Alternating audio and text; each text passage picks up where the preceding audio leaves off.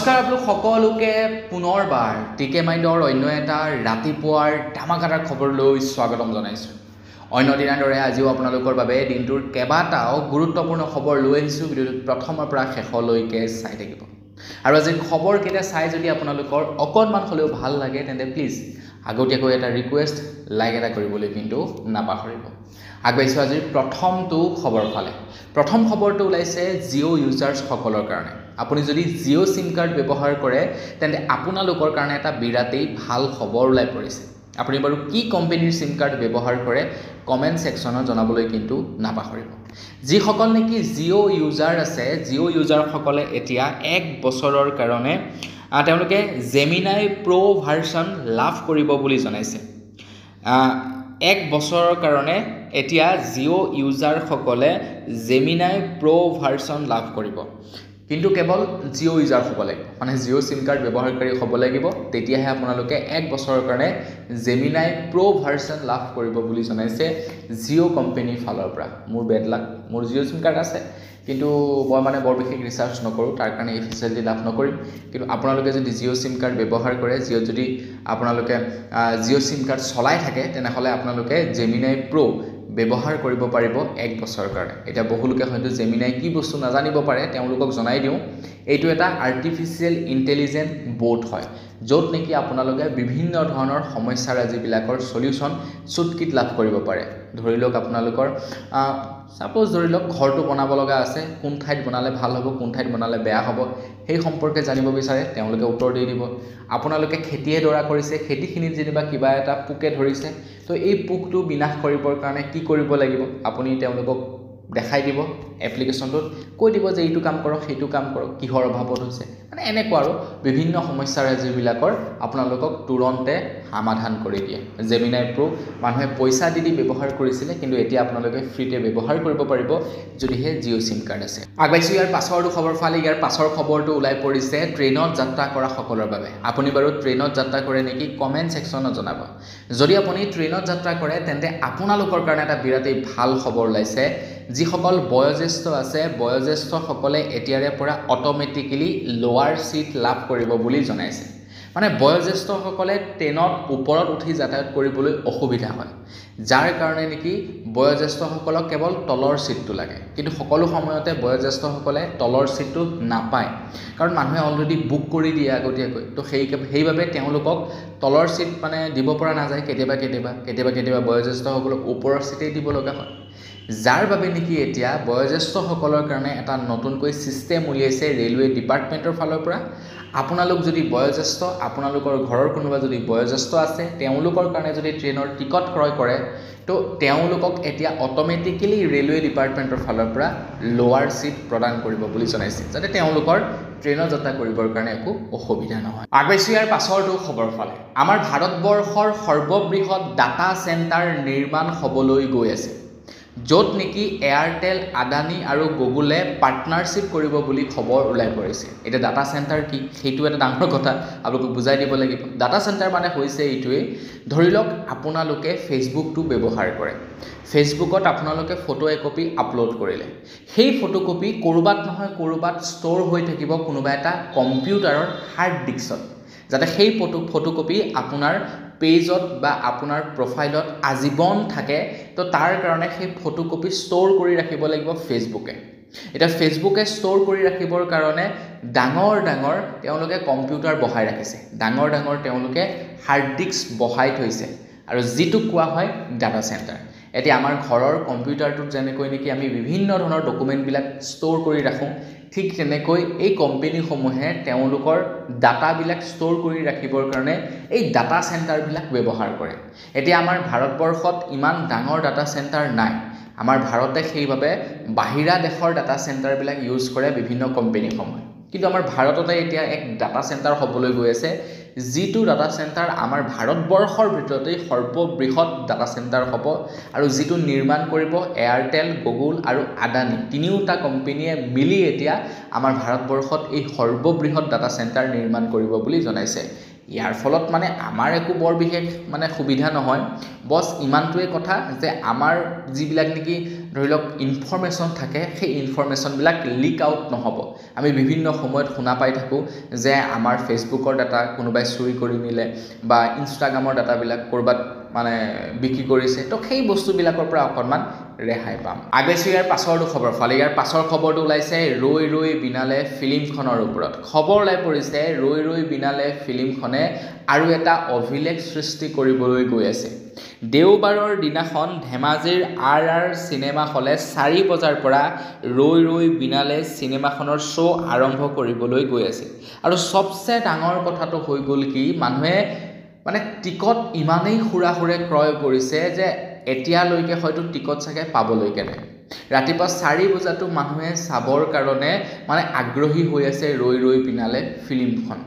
Already এই ফিল্মখন বিভিন্ন ধৰণৰ সোশ্যাল মিডিয়াত আপলোড কৰি দিছে বিভিন্নজনে আপলোড কৰিছে বিভিন্ন ৱেবছাইটত বিভিন্নজনে আপলোড কৰিছে কিন্তু তাৰ পাছতো মানুহৰ হেঁপাহ জুবিন দাক ডাঙৰ পৰ্দাত চাবৰ কাৰণে 4 বজাত ভাবকচোন আপোনালোকে 4 বজাত মানুহে শ্ব' চাবৰ কাৰণে আগ্ৰহ প্ৰকাশ কৰিছে আৰু টিকট অলমোষ্ট বিক্ৰী হৈ গৈছে কেইটামান টিকেট জাষ্ট বুক কৰিবলৈ বাকী আছে কেইটামান টিকেট জাষ্ট মানে খালী আছে ভাবক আপোনালোকে কিমান নেক্সট লেভেলত মানুহে মৰম দিছে ৰৈ ৰৈ বিনালে ফিল্মখনক আগবাইছো ইয়াৰ পাছৰটো খবৰ ফালে ইয়াৰ পাছৰ খবৰটো ওলাইছে এডিআৰিৰ তৃতীয় আৰু চতুৰ্থ বৰ্গত যিসকলে নেকি পাছ কৰিলে যিসকল লোক নেকি সিলেকশ্যন হ'ল তেওঁলোকৰ ওপৰত ওলাইছে ইয়াৰ পাছৰ খবৰটো খবৰ ওলাই পৰিছে নৱেম্বৰৰ শেষত বা ডিচেম্বৰ মাহৰ ভিতৰত এডিআৰিৰ তৃতীয় আৰু চতুৰ্থ বৰ্গৰ উত্তীৰ্ণ প্ৰাৰ্থীক নিযুক্তি দিৱস অসম চৰকাৰে লটাৰীৰ জৰিয়তে বিভাগসমূহ আবণ্টন দিয়া হ'ব বুলি জনাইছে নৱেম্বৰৰ শেষৰ ফালে নতুবা ডিচেম্বৰৰ মাহত এডিআৰিৰ তৃতীয় আৰু চতুৰ্থ বৰ্গৰ যিসকলে পাছ কৰি থৈছে তেওঁলোকক চাকৰি প্ৰদান কৰিব এটা তৃতীয় আৰু চতুৰ্থ বৰ্গৰ যিসকলে পাছ কৰিছে তেওঁলোকে নিৰ্দিষ্ট বিভাগত মানে চাকৰিৰ কাৰণে এপ্লাই কৰা নাই জাষ্ট তেওঁলোকে এডিআৰি পৰীক্ষা পাছ কৰি থৈছে এতিয়া তেওঁলোকক লটাৰীৰ জৰিয়তে বিভিন্ন বিভাগবিলাক দিয়া হ'ব কোনোবাই হয়তো মেডিকেলত পাব পাৰে কোনোবাই হয়তো আপোনাৰ ফিচাৰী বিভাগত পাব পাৰে মানে বিভিন্ন বিভাগত পাব আৰু মুঠতে তৃতীয় আৰু চতুৰ্থ বৰ্গত পাছ কৰাসকলে নৱেম্বৰ আৰু ডিচেম্বৰ মাহৰ ভিতৰত তেওঁলোকক নিযুক্তি দিব আগবাইছো ইয়াৰ পাছৰটো খবৰ ফালে 7 তাৰিখৰ দিনাখন অসম আহি পালেহি ভাৰতৰ বিত্তমন্ত্ৰী নিৰ্মলা সীতাৰামন ডাঙৰীয়ানী তো 7 আৰু 8 দুয়োটা দিন তেখেতে অসমত থাকিব অৰ্থাৎ যোৱাকালিও আছিলে আৰু আজিও অসমত তেখেত থাকিব আৰু তেখেতে কেইবাটাও ভাল ভাল কামত অংশগ্ৰহণ কৰিব মানে কেইবাখনো আঁচনি তেখেতে শুভাৰম্ভণি কৰিব বুলি খবৰ ওলাই পৰিছে খবৰ লোৱা অনুসৰি অসমৰ বিত্তমন্ত্ৰী নিৰ্মলা সীতাৰামন ডাঙৰীয়ানীয়ে আভ্যন্তৰীণ জল পৰিবহণ জেটি ব্ৰহ্মপুত্ৰৰ পাৰত গুৱাহাটীৰ প্ৰৱেশদ্বাৰ টাৰ্মিনেল উদ্বোধন কৰিব গুৱাহাটী স্মাৰ্ট চিটি মিছনৰ অধীনত 1.2 কিলোমিটাৰ ৰিজাৰ্ভ ক্লণ্ট উদ্বোধন কৰিব আৰু লগতে আধাৰশিলা স্থাপন কৰিব গহপুৰত শ্বহীদ কনকলতা বৰুৱা ৰাজ্যিক বিশ্ববিদ্যালয়ৰ তেখেতে আধাৰশিলা স্থাপন কৰিব আধাৰশিলা হয়তো চাগে আজি স্থাপন কৰিব পাৰে কাৰণ আজিয়ে তেখেত লাষ্টবাৰৰ বাবে মানে লাষ্ট ডে তেখেতৰ আৰু আজি তেখেতে উৰা মাৰিব পুনৰ দিল্লীলৈ বুলি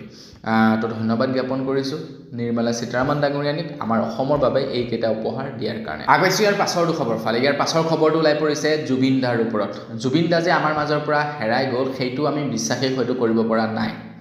আপোনালোকৰ বাৰু এনেকুৱা লাগে নাই জুবিন দা এতিয়াও আমাৰ মাজত আছে এনেকুৱা লগাই নাই যে জুবিন দা আমাৰ পৰা হেৰাই গ'ল এনেকুৱা লাগে জানো আপোনালোকৰ কওকচোন বাৰু কমেণ্ট ছেকশ্যনত এতিয়া জুবিন দা আমাৰ মাজত নাই সেইটো আমি মানি ল'বই লাগিব এইটো এটা চিৰন্তন সত্য কথা আমি জুবিন দাক কেতিয়াও ঘূৰাই নাপাওঁ কিন্তু জুবিন দায়ে কৰি থৈ যোৱা চিকাৰ মুভিখনে এতিয়া 56 সংখ্যক ইণ্টাৰনেশ্যনেল ফিল্ম ফেষ্টিভেল অফ ইণ্ডিয়াৰ পেনোৰামা শাখালৈ নিৰ্বাচিত অসমীয়া তেখেতে নিৰ্বাচিত হৈছে তেখেতৰ দুখন ফিল্ম এখন আছিলে ভাইমন্দা আৰু চিকাৰ দুয়োখন ফিল্মেই সিলেকশ্যন হৈছে আশা কৰোঁ যিকোনো এখনে যদি সন্মান লাভ কৰে খিতাপ লাভ কৰে বিৰাট ভাল লাগিব মনত বহুত ভাল লাগিব তো বিশেষকৈ চিকাৰখনে পালে বেছি ভাল লাগিব কাৰণ সেইখনত তেখেতে অভিনয় কৰিছে ভাইমন্দাখনত তেখেতে অভিনয় কৰা নাই সংগীত কৰিছে কিন্তু সেই ফিল্মখনকো তেখেতে বহুত মৰম কৰিছিলে বহুত হেঁপাহ আছিলে সেই ফিল্মখনক লৈ ৰৈ ৰৈ বিনালে ফিল্মখনেতো ঢেৰ এৱাৰ্ড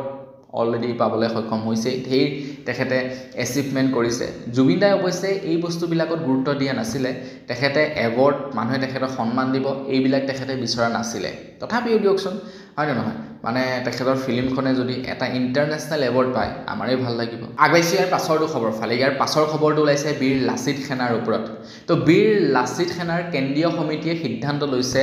যে গুৱাহাটীৰ তেওঁলোকৰ যিখন সমিতি আছিলে সেই সমিতিখন তেওঁলোকে এতিয়া ভংগ কৰিব। যিহেতু গুৱাহাটী মহানগৰীৰ কেইবাজনো লোকক এৰেষ্ট কৰিলে, বিশেষকৈ বিকাশ অসমক এৰেষ্ট কৰিছে ধন দাবীৰ গোচৰত। তাৰ পাছতেই বীৰ লাচিত সেনাৰ কেন্দ্ৰীয় সমিতিৰ তৰফৰ পৰা সিদ্ধান্ত লৈছে যে গুৱাহাটী মহানগৰীত যিখন নেকি সমিতি আছিলে সেই সমিতিখন ভংগ কৰা হ'ব। আৰু তাৰ পাছতেই এতিয়া যদি কোনো এজন ব্যক্তিৰ বিৰুদ্ধে ধন দাবীৰ গোচৰ উত্থাপিত হয় তেনেহ'লে তেখেতক বীৰ লাচিত সেনাৰ পৰা বহিষ্কৃত কৰা হ'ব বুলি জনাইছে বীৰ লাচিত সেনাৰ কেন্দ্ৰীয় সমিতিৰ তৰফৰ পৰা। তো বীৰ লাচিত সেনাৰ অফিচত লণ্ডভণ্ড কৰিছিলে বজৰং দলে বীৰ লাচিতৰ ফটো পোষ্টাৰ ফালি পেলাইছিলে, কিন্তু তাৰ পাছতো বীৰ লাচিত সেনা নিমাত। এইটোহে বহুত বেয়া লাগিছে, এই কথাটোৱে মনত দুখ দিছে। আগবাইছোঁ ইয়াৰ পাছৰটো খবৰ ফালে। সুপ্ৰিম কোৰ্টে জনাইছে যে এতিয়াৰে পৰা যদি কোনো এজন লোকক আৰক্ষীয়ে গ্ৰেফতাৰ কৰিবলৈ যাওঁতে সেই মানুহজনক কিয় গ্ৰেফতাৰ কৰা হৈছে তাৰ সহজ ভাষাত লিখিত দিব লাগিব বুলি জনাইছে। ধৰি লওক কোনোবা এজন XYZ কোনোবা এজন লোকে কিবা এটা অপৰাধ কৰিলে, সেই অপৰাধৰ ভিত্তিত তেখেতক এৰেষ্ট কৰিবলৈ গৈছে আৰক্ষীয়ে। তো আৰক্ষীয়ে এৰেষ্ট কৰিবলৈ যাওঁতে লিখিত লৈ যাব লাগিব যে তেখেতক কিয় এৰেষ্ট কৰা হৈছে।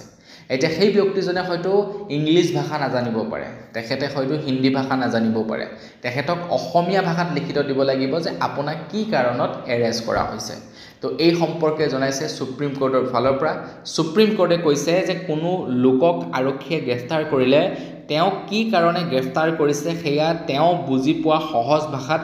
লিখিতভাৱে জনাব লাগিব আৰক্ষীয়ে। অপৰাধ যিয়েই নহওক এয়া আৰক্ষীৰ প্ৰাথমিক দায়িত্ব বুলি কৈছে সুপ্ৰিম কোৰ্টৰ ফালৰ পৰা। মানে তই এইটো ইয়াক ধৰ লৈ যাব, এই বস্তুটো নহ'ব মানে, ঠিক আছে। তো গ্ৰেফতাৰ কৰাৰ আগত তেখেতক লিখিতভাৱে জনাব লাগিব যে তোমাৰ দুখটো কি দুখৰ অপৰাধত মই তোমাক গ্ৰেফতাৰ কৰিছোঁ। আগবাইছোঁ ইয়াৰ পাছৰটো খবৰ ফালে। আমাৰ ভাৰতবৰ্ষৰ ৰাস্তাসমূহত বিভিন্ন ধৰণৰ জীৱ জন্তুবিলাক ঘূৰি ফুৰে। বিশেষকৈ আমি যিবিলাক নেশ্যনেল হাইৱে দেখা পাওঁ, নেশ্যনেল হাইৱেবিলাকত আপোনালোকে চাব মানে কিছু দূৰে বিভিন্ন জীৱ জন্তু মৰি থাকে। মানে ৰাতি আন্ধাৰত গাড়ীয়ে খুন্দিয়াই ধৰি লওক বাইকে খুন্দিয়াই, তাৰ ফলত জীৱ জন্তুবিলাকৰ মৃত্যু হয়। তো আপোনালোকে দেখা পায় নে নাপায় বাৰু কমেণ্ট ছেকশ্যনত জনাব। কেতিয়াবা আকৌ সেই জীৱ জন্তুবিলাকৰ বাবে এক্সিডেণ্টো হয়, জীৱ জন্তুবিলাকক বচাবলৈ গৈ মানুহ দুৰ্ঘটনাটো পতিত হয়, তেনেকুৱা নোহোৱাও নহয়। এতিয়া উচ্চতম ন্যায়ালয়ে কৈছে ৰাষ্ট্ৰীয় ঘাইপথ এক্সপ্ৰেছৱেৰ পৰা অঘৰী গৰু ম'হ আঁতৰাবলৈ নিৰ্দেশনা দিছে আৰু তাৰ লগতে ৰাজপথৰ গৰু ম'হ চেণ্ট্ৰেলসমূহত ৰখাৰ বাবে ৰাজ্য চৰকাৰকে ধৰি কেন্দ্ৰীয় শাসিত ৰাজ্যসমূহলৈ নিৰ্দেশনা প্ৰদান কৰিছে উচ্চতম ন্যায়ালয়ে। সেয়াই নহয়, তাৰ লগতে শিক্ষানুষ্ঠান চিকিৎসালয়ৰ চৌহদত ঘূৰি ফুৰা অঘৰী কুকুৰবিলাকো আঁতৰাবৰ বাবে নিৰ্দেশনা প্ৰদান কৰিছে। বিভিন্ন সময়ত কুকুৰে কামোৰাৰ কাৰণে মানুহৰ মৃত্যুও হয়, সেইটোতো এটা প্ৰথম কথা। দ্বিতীয় কথা, ৰাস্তাত যেতিয়া নেকি গৰু ছাগলীবিলাক ঘূৰি ফুৰে তেতিয়া মানুহৰ এক্সিডেণ্টো হয়। এতিয়া বেলেগৰ কথানো কি ক'ম, মোৰেই দুবাৰকৈ তেনেকুৱা হৈছে। মই এবাৰ জাষ্ট ঘৰৰ পৰা ওলাই আহিছোঁ, ৰাস্তাত মানে ঘপকেনে ছাগলী পোৱালি এটা আহি গ'ল, গাড়ীৰ তলত আহি গ'ল, মৰি থাকিল, পাছত পইচা ভৰিব লগা হৈছে। এবাৰ আকৌ আহি থাকোঁতে গৰু পোৱালি এটা আহি নিজে মাৰি দিছে। তো যেনে তেনে মানে ৰখাইছোঁ গাড়ীখন, ঠিক তেনেকুৱা হয়। গতিকে সেই বস্তুবিলাক মানে নহওক যাতে, তো তাৰ কাৰণে উচ্চতম ন্যায়ালয়ে এই নিৰ্দেশনা জাৰি কৰিছে। আগবাইছোঁ ইয়াৰ পাছৰটো খবৰ ফালে। ইয়াৰ পাছৰ খবৰটো ওলাই পৰিছে আদানীৰ ওপৰত এতিয়া কেলেংকাৰীৰ অভিযোগ উত্থাপিত কৰিছে। অভিযোগ উত্থাপিত হৈছে বিদ্যুৎ কেলেংকাৰীৰ। প্ৰায় ৬২,০০০ কোটি টকাৰ এটা বিদ্যুৎ কেলেংকাৰীৰ অভিযোগ উত্থাপিত হৈছে আদানীৰ ওপৰত। আৰু এই অভিযোগ উত্থাপিত কৰিছে প্ৰাক্তন শক্তিমন্ত্ৰী আৰ কে সিঙে কৈছে আদানীৰ পৰা বিদ্যুৎ ক্ৰয়ৰ নামত বিহাৰত ৬২,০০০ কোটি টকাৰ কেলেংকাৰীৰ অভিযোগ উত্থাপিত হৈছে।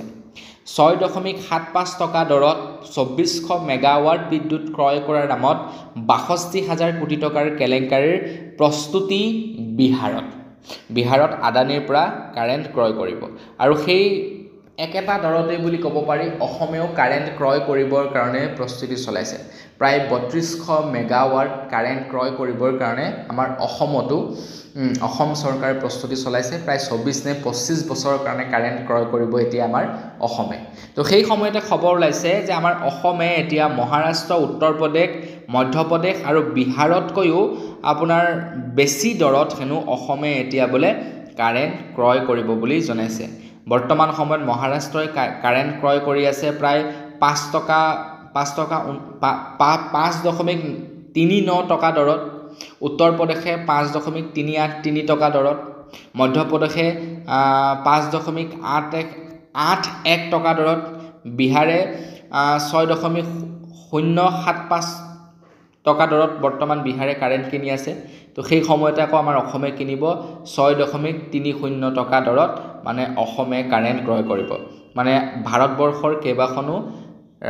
ৰাজ্যৰকৈও বেছি দামত মানে ক্ৰয় কৰিব আমাৰ অসমে কাৰেণ্ট এতিয়া এইখিনিতে বহু লোকে হয়তো ক'ব পাৰে যে কিনিছে কিনক আমাৰ কি আহে যায় আমাৰ বহুত আহে যায় এতিয়া 6 টকা দৰত যদি কাৰেণ্ট কিনে তেনেহ'লে আমি কিমান টকা ভৰিব লাগিব ভাবকচোন আপোনালোকে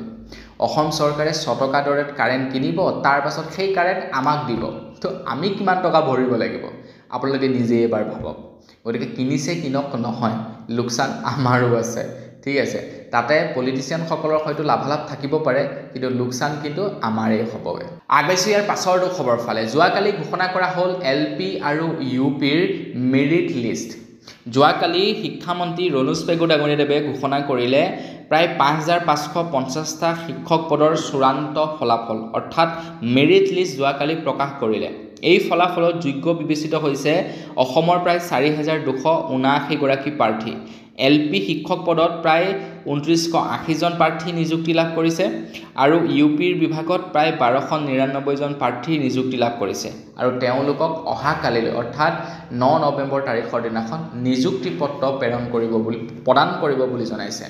তো আপোনালোকৰো কোনোবাই চাকৰি পাইছে নেকি কমেন্ট সেকশনত জনাব আগবাইছো ইয়াৰ পাছৰটো খবৰ ফালে ইয়াৰ পাছৰ খবৰটো ওলাই পৰিছে ওমা চেত্ৰীৰ ওপৰত তো ওমা চেত্ৰীয়ে ভাৰতীয় টিমৰ হৈ আইচিচি ৱৰ্ল্ড কাপ খেলিলে আৰু আইচিচি ৱৰ্ল্ড কাপত ভাৰতৰ ওমেন্স টিমে জয়লাভ কৰিবলৈ সক্ষম হ'ল অসমৰ যুৱতী ওমা চেত্ৰীয়ে অসমৰ বাবে সুনাম অৰ্জন কৰি আহিলে ওমা চেত্ৰী ঘৰলৈ বুলি ঘূৰি আহিছিলে কিন্তু ঘৰলৈ ঘূৰি আহোঁতে এটা খুবেই দুখদায়ক খবৰ ওলাই পৰিছে ওমা চেত্ৰীক বিমানবন্দৰত আদৰিবৰ কাৰণে অসম চৰকাৰে কোনো ধৰণৰ যোৱাকালি প্ৰচেষ্টাই হাতত নললে আৰু যেটো খুবেই বেয়া লাগিছে তাৰ বিপৰীতে যদি আমি বেলেগ ৰাজ্যবিলাকলৈ চাওঁ বহিৰাজ্যত আকৌ মহাৰাষ্ট্ৰৰ কথাকে যদি কওঁ মহাৰাষ্ট্ৰৰ 3 খেলুৱৈক 2.5 কোটি টকাকৈ পুৰস্কাৰ দিছে মহাৰাষ্ট্ৰই আৰু তাৰ লগতে তেওঁলোকক সন্মানেৰে আদৰি আনিছে বিমানবন্দৰৰ পৰা কিন্তু আমাৰ অসমৰ যুৱতীগৰাকীয়ে খেলি জয়লাভ হৈ আহিছে কিন্তু তেখেতলোকক মানে আদৰণি জনাবৰ কাৰণে সময় নহল অসম চৰকাৰৰ কাৰণ বিত্তমন্ত্ৰী আহিছে তেখেতক মানে আলপৈচান ধৰাৰ ক্ষেত্ৰত লাগি আছে অসম চৰকাৰ আগবাইছো ইয়াৰ পাছৰটো খবৰ ফালে খবৰ লাইছে জুবিনদাৰ ওপৰত খবৰ লাই পৰিছে যে উচ্চতৰ মাধ্যমিকৰ সেকেন্ড ইয়াৰৰ পৰীক্ষাৰ প্ৰশ্ন কাকতত জুবিন গাৰ্গৰ প্ৰশ্ন আহিছে জুবিন গাৰ্গৰ প্ৰসংগত প্ৰশ্ন উত্থাপিত হৈছে মানে প্ৰশ্ন আহিছে আৰু তো এইটোটা বিৰাটেই ভাল লাগিছে তো ধন্যবাদ জ্ঞাপন কৰিছো অসম শিক্ষা বৰ্ডক খবৰ লাইছে উচ্চতৰ মাধ্যমিকৰ দ্বিতীয় বৰ্ষৰ সমহীয়া পৰীক্ষাৰ প্ৰশ্ন কাকতত জুবিন গাৰ্গৰ প্ৰসংগ ইয়াতে প্ৰশ্ন উত্থাপিত কৰিছে জুবিন গাৰ্গৰ 5 মাৰ্কৰ বাবে জুবিনদাৰ প্ৰশ্ন ইয়াতে আহিছে ইংলিছ পেপাৰত তো ইয়াতে মই ইংলিছ পেপাৰ এখন আপোনালোকক দি দিছো আপোনালোকে চাই ল'ব খুব ভাল লাগিছে অসম চৰকাৰক বহুত ধন্যবাদ জ্ঞাপন কৰিছো আগবাইছো ইয়াৰ পাছৰটো খবৰ ফালে ইয়াৰ পাছৰ খবৰটো ওলাই পৰিছে টেসলা কোম্পানীৰ ওপৰত তো টেসলা কোম্পানী এলন মাস্কৰ দৰমহা বাৰু কিমান আপোনালোকে জানেনে শুনিলে আচৰিত হ'ব তো যোৱাকালি খবৰ ওলাই পৰিছে টেসলা কোম্পানীৰ এলন মাস্কে টেসলা কোম্পানীৰ পৰা দৰমহা ক্লেইম কৰিছে $1 ট্ৰিলিয়ন টকা মানে তেখেতে প্ৰস্তাৱ ৰাখিছে যে মোক $1 ট্ৰিলিয়ন টকাৰ দৰমহা লাগে আমাৰ ভাৰতীয় টকাত কিমান হ'বগে ঠিক নাই $1 ট্ৰিলিয়ন বাপৰে সেইকাৰণেতো তেখেত গোটেই বিশ্বৰ ভিতৰতে ধনী ব্যক্তি